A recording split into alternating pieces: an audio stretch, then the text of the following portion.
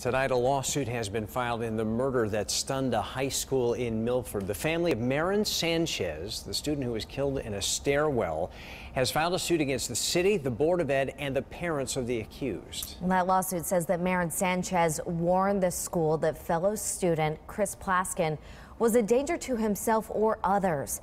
That warning 5 months before he killed her. News 8's Josh Scheinblum has reaction tonight on why Marin's family felt that lawsuit was necessary to prevent another tragedy. Josh?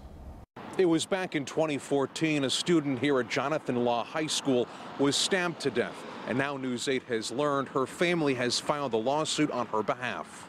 Marin Sanchez's mother is bringing her daughter's killer, his family, the city of Milford, and the Board of Education to court. There's no way that they could have necessarily prevented it, but if they knew that something was going on, they maybe could have talked to him and just kind of been on watch a little bit. In court documents, it says Sanchez became aware Christopher Plaskin was emotionally disturbed in November 2013, apparently reporting to her guidance counselor that he was threatening to commit suicide or other acts of self-harm.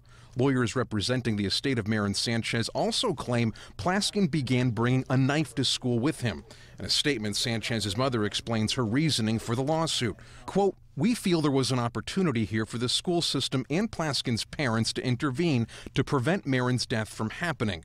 We're bringing this lawsuit to make sure that reports like the one Marin made are properly handled and that parents and school personnel will respond to protect minor children from terrible injury and death," end quote. If they asked for help and it wasn't given by the police department or the school system, then I feel like they have a right to take action. Plaskin's attorney tells News 8 he agrees his client was emotionally disturbed, adding that's something he's argued for 2 years.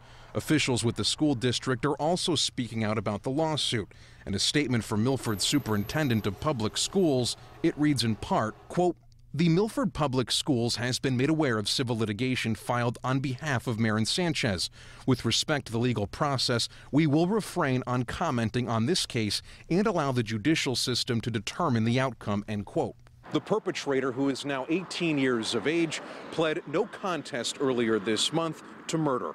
For now, we're in Milford. Josh Scheinblum, News 8.